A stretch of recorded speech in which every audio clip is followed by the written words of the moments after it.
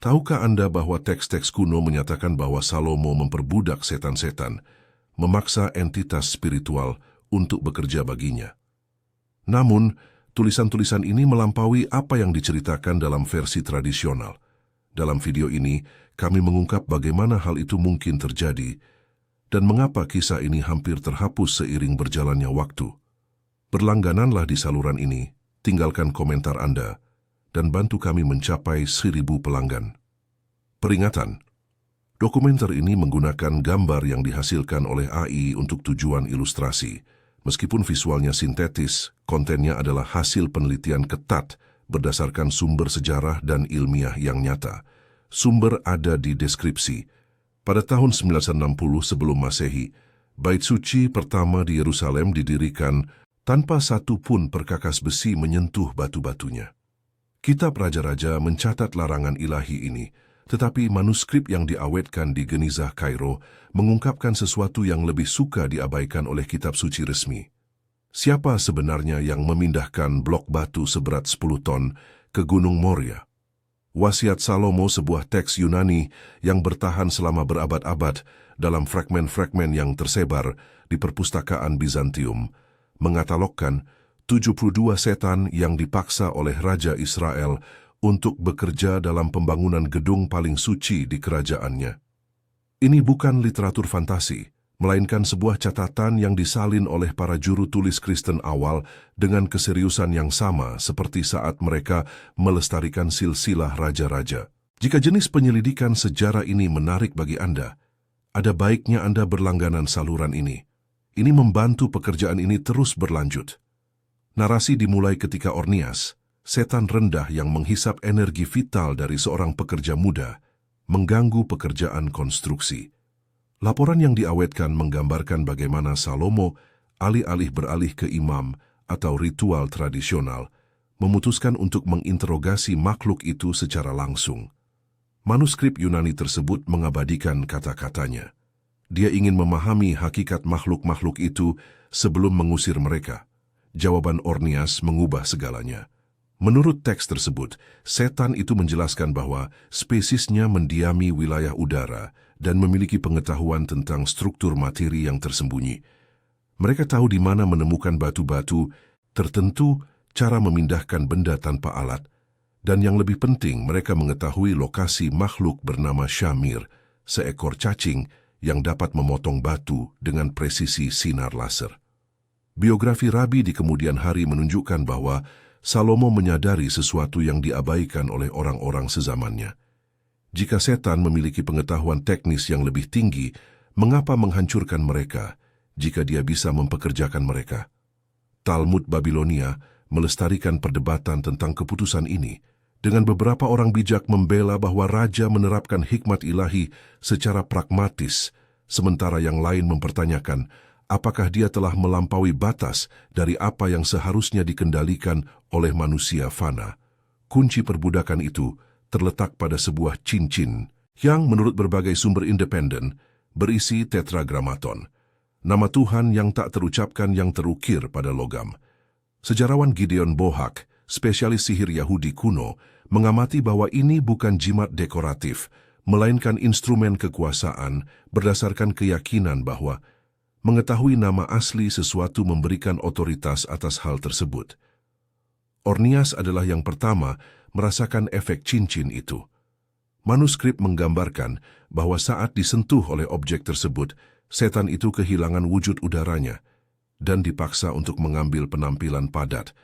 Lebih signifikan lagi, dia menjadi tidak mampu berbohong atau menolak perintah langsung dari pemegang cincin. Namun Salomo tidak puas dengan satu setan yang dijinakkan. Dia memaksanya untuk mengungkapkan hierarki lengkap dunia iblis. Dan, yang lebih penting, cara menghubungi Ashmadai, raja para setan, yang dikenal dalam teks-teks Aram sebagai sang pembinasa, itu adalah eskalasi yang berbahaya. Dari parasit energi kecil hingga penguasa semua kekuatan tak terlihat yang meneror dunia kuno. Penangkapan Ashmadai membutuhkan persiapan yang teliti.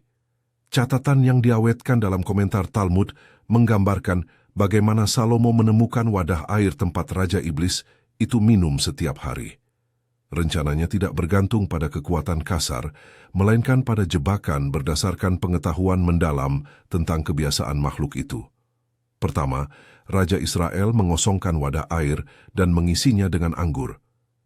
Teks-teks Rabi menjelaskan bahwa setan, meskipun lebih unggul dari manusia dalam pengetahuan, memiliki kelemahan yang sama terkait dengan alkohol.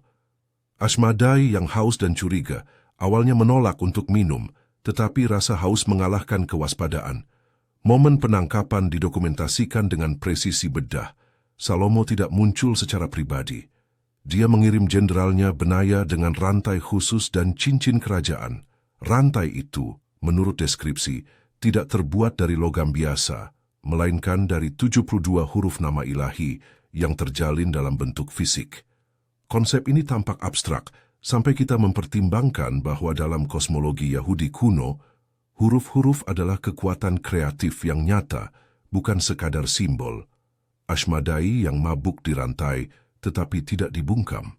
Selama pengangkutan ke Yerusalem, dia menunjukkan pengetahuan yang meresahkan bahkan bagi para prajurit veteran. Wasiat Salomo mengabadikan beberapa momen ini. Setan itu meramalkan kematian raja-raja, mengungkapkan rahasia intim para pengiringnya, dan yang lebih meresahkan, tertawa ketika melewati pemakaman, menjelaskan bahwa dia bisa melihat orang mati yang belum tahu bahwa mereka telah mati. Mungkin Anda menafsirkan ini dengan cara lain, tetapi detail-detail ini menunjukkan bahwa para juru tulis kuno mencoba mencatat pengalaman interogasi yang nyata.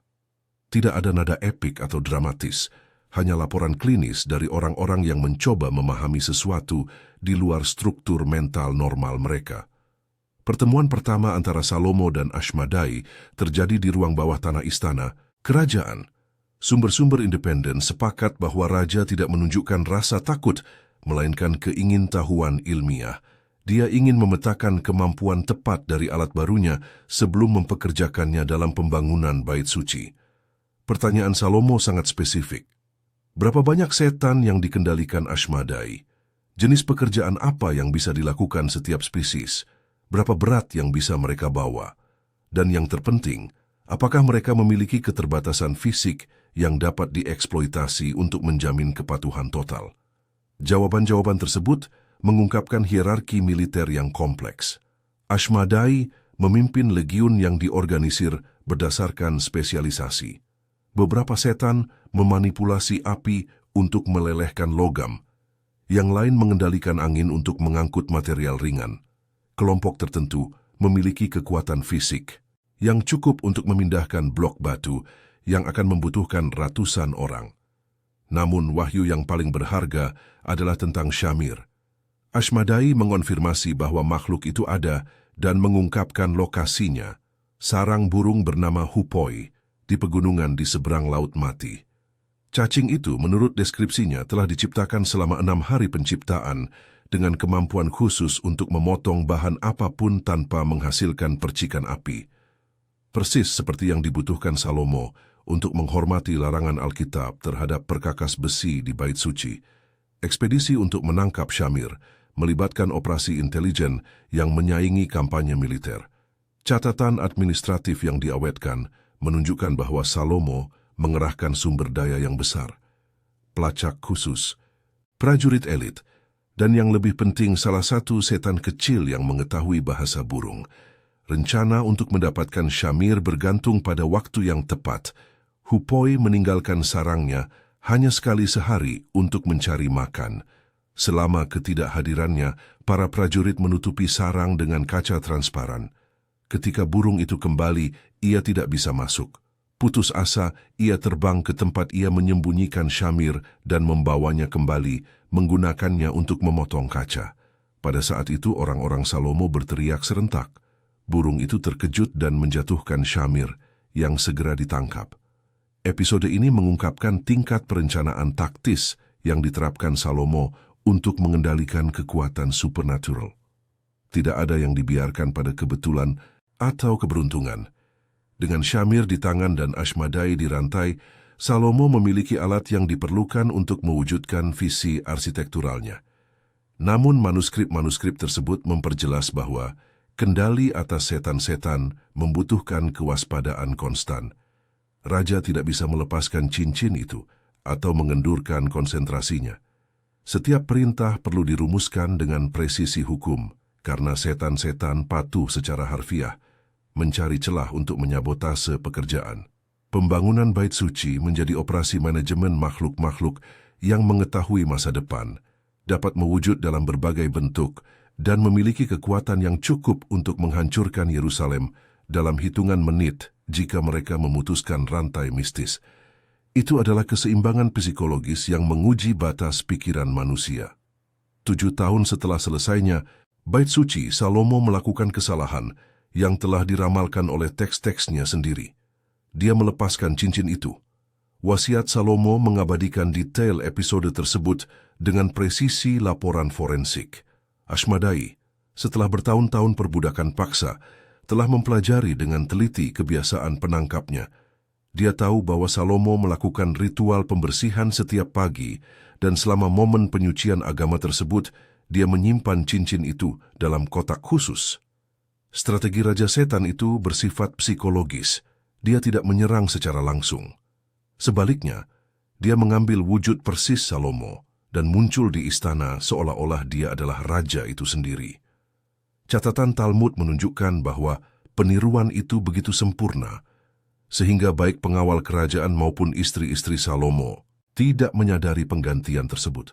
Sementara itu, Salomo yang asli diusir dari Yerusalem oleh prajuritnya sendiri, yang percaya bahwa mereka sedang berhadapan dengan seorang penipu. Manuskrip yang diawetkan dalam komentar Rabi menggambarkan bagaimana dia mengembara melalui kota-kota yang jauh, mencoba meyakinkan orang asing tentang identitas aslinya, tetapi diperlakukan sebagai pengemis yang mengigau. Pembalikan itu lengkap. Dia yang telah memperbudak setan sekarang menemukan apa artinya menjadi tidak terlihat dan tidak berdaya. Mungkin yang paling meresahkan bukanlah kemudahan Ashmadai mengambil takhta, tetapi fakta bahwa dia memerintah Israel secara efisien.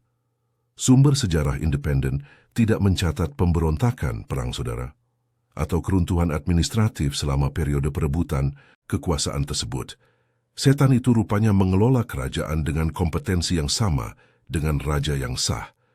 Pengamatan ini menimbulkan pertanyaan yang lebih suka tidak dieksplorasi secara langsung oleh teks-teks kuno.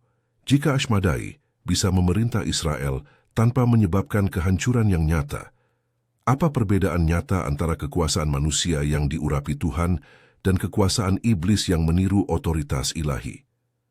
Biografer kritis di kemudian hari mencatat bahwa Salomo, bahkan setelah mendapatkan kembali tahtanya, tidak pernah sama lagi.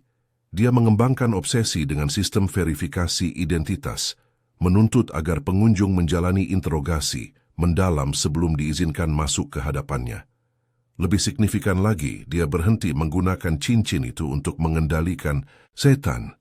Kitab Raja-Raja mencatat bahwa pada tahun-tahun terakhir pemerintahannya, Salomo mengizinkan pembangunan altar untuk dewa-dewa asing di Yerusalem, sebuah pelanggaran langsung terhadap perintah-perintah yang telah dia ikuti dengan ketat selama beberapa dekade. Komentator Rabi menafsirkan perubahan ini sebagai bukti bahwa pengalaman memperbudak setan telah merusak kemampuannya untuk membedakan antara yang sakral dan yang profan. Jika ide ini juga mengganggu Anda, berikan komentar.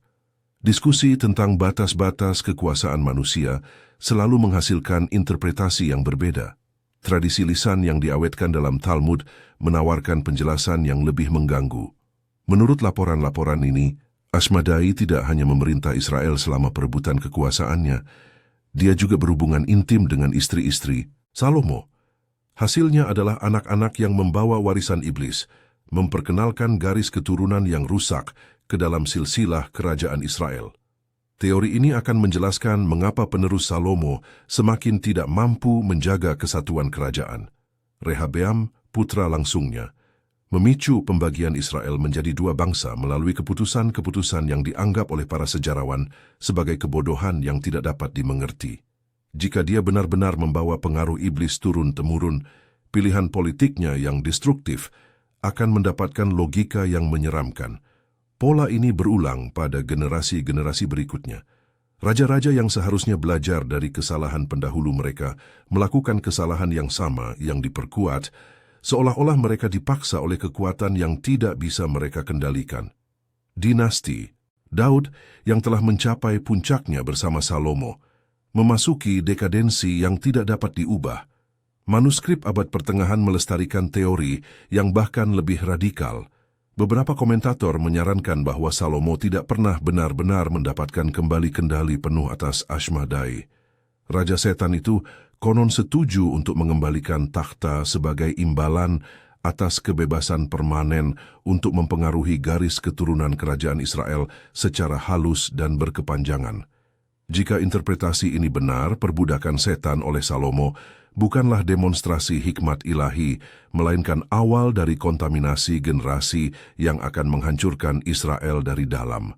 Bukti arkeologis menawarkan petunjuk yang ambigu. Penggalian di Yerusalem mengungkapkan bahwa selama periode akhir Salomo muncul jimat dan segel dengan simbol-simbol yang mencampurkan ikonografi Yahudi dengan elemen-elemen demonologis yang jelas. Objek-objek ini menunjukkan bahwa penduduk Yerusalem telah menormalkan koeksistensi antara yang sakral dan yang iblis.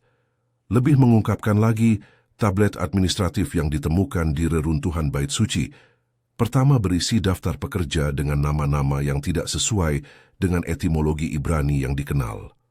Pakar bahasa Semit kuno berspekulasi bahwa itu mungkin transliterasi dari nama-nama iblis yang menunjukkan bahwa Salomo terus mempekerjakan tenaga kerja non-manusia bahkan setelah selesainya pembangunan. Pertanyaan sentral tetap tanpa jawaban definitif. Apakah Salomo mengendalikan setan atau dikendalikan oleh mereka? Catatan yang diawetkan di Geniza Kairo menunjukkan bahwa pertanyaan ini menghantui generasi rabi. Beberapa membela bahwa Salomo telah menerapkan hikmat ilahi secara sah, menggunakan makhluk najis untuk tujuan suci. Yang lain berargumen bahwa dia telah melanggar tatanan alam dan membayar harganya melalui korupsi garis keturunannya. Tradisi Islam menawarkan perspektif yang berbeda. Dalam Al-Quran, Sulaiman digambarkan sebagai seorang nabi yang memerintah jin secara sah karena otoritasnya berasal langsung dari Allah. Versi ini sepenuhnya mengabaikan aspek-aspek bermasalah dari narasi Yahudi, menyajikan kendali iblis sebagai karunia kenabian yang normal. Perbedaan antara tradisi-tradisi tersebut mengungkapkan sesuatu yang lebih dalam tentang bagaimana budaya yang berbeda menafsirkan rangkaian peristiwa yang sama. Bagi orang Yahudi, perbudakan setan menjadi peringatan tentang bahaya kekuasaan yang berlebihan. Bagi umat Islam, itu mewakili penerapan otoritas ilahi yang didelegasikan dengan benar. Pengaruh budaya dari narasi Salomo meluas jauh melampaui dunia Semit. Teks-teks Yunani dan Latin abad pertengahan mengadaptasi kisah tersebut, mengubah Salomo menjadi arketip raja penyihir yang mendominasi kekuatan supernatural melalui pengetahuan teknis. Wasiat Salomo secara langsung mempengaruhi grimoire Eropa abad pertengahan, terutama kunci kecil Salomo, yang mengatalogkan metode spesifik untuk memanggil dan mengendalikan setan. Penyihir Renaissance seperti John Dee dan Heinrich Cornelius Agrippa mengutip Salomo sebagai preseden sejarah untuk praktik demonologis mereka sendiri. Kesinambungan ini menunjukkan bahwa narasi Salomo menyentuh sesuatu yang universal secara psikologis, keinginan manusia untuk mengendalikan kekuatan yang tidak kita pahami sepenuhnya, dikombinasikan dengan ketakutan akan konsekuensi yang tidak terduga dari kendali tersebut. Relevansi kontemporer dari kisah ini sangat meresahkan. Hubungan kita saat ini dengan teknologi disruptif mencerminkan dilema Salomo. Kita menggunakan alat-alat yang kuat tanpa sepenuhnya memahami implikasi jangka panjangnya. Kecerdasan buatan, penyuntingan genetik, manipulasi atom. Semua teknologi ini menawarkan manfaat yang sangat besar, tetapi membawa risiko yang baru akan kita temukan beberapa dekade setelah implementasinya. Seperti Salomo, kita percaya bahwa kita dapat mempertahankan kendali mutlak atas kekuatan yang secara alami tidak dapat diprediksi. Efek Ashmedai, momen ketika alat yang diperbudak berbalik melawan tuannya, dapat diamati dalam berbagai konteks sejarah. Industrialisasi menjanjikan kemajuan, tetapi menghasilkan polusi dan alienasi sosial. Energi nuklir menawarkan kelimpahan energi, tetapi menciptakan persenjataan penghancur total. Pada setiap inovasi kita mereproduksi pola Salomo, antusiasme awal, kendali semu, kemudian penemuan bertahap bahwa kita telah melepaskan kekuatan yang tidak tahu cara kita belenggu kembali. Mungkin yang paling meresahkan adalah bahwa, seperti Salomo, kita sering menemukan bahwa kita tidak ingin membelenggu kembali kekuatan-kekuatan ini. Kenyamanan mengalahkan kewaspadaan, manfaat langsung membatalkan kekhawatiran akan konsekuensi yang jauh. Jika Anda sudah menyadari pola ini sebelumnya, catat di komentar. Manuskrip yang melestarikan narasi Salomo tidak menawarkan solusi definitif. Sebaliknya, mereka mendokumentasikan pengakuan kuno bahwa kekuasaan, terutama kekuasaan atas kekuatan yang tidak terlihat, merusak dengan cara yang baru menjadi jelas ketika sudah terlambat untuk membalikkan prosesnya. Kisah ini berakhir tanpa menyelesaikan apakah Salomo bijaksana atau tidak bijaksana, apakah aliansinya dengan setan menyelamatkan atau mengutuk Israel, apakah pengetahuan yang dia peroleh sebanding dengan harga yang dia bayar. Ambiguitas ini tidak disengaja. Ini mencerminkan pemahaman canggih bahwa beberapa pertanyaan tidak memiliki jawaban moral yang sederhana. Apa yang diperjelas oleh teks-teks tersebut adalah bahwa begitu kita melintasi batas-batas tertentu, kembali ke keadaan sebelumnya menjadi mustahil.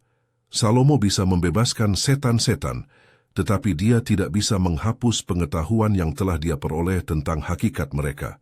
Dia bisa berhenti menggunakan cincin itu, tetapi dia tidak bisa melupakan makhluk seperti apa dia sebenarnya ketika cincin itu ada di jarinya. Warisan Salomo tetap terkode dalam setiap upaya manusia untuk menjinakkan yang tidak terkendali. Penemuan bahwa pada akhirnya pertanyaannya bukanlah apakah kita bisa mengendalikan kekuatan berbahaya, tetapi apakah kita bisa mengendalikan diri kita sendiri setelah kita menemukan bahwa kita bisa.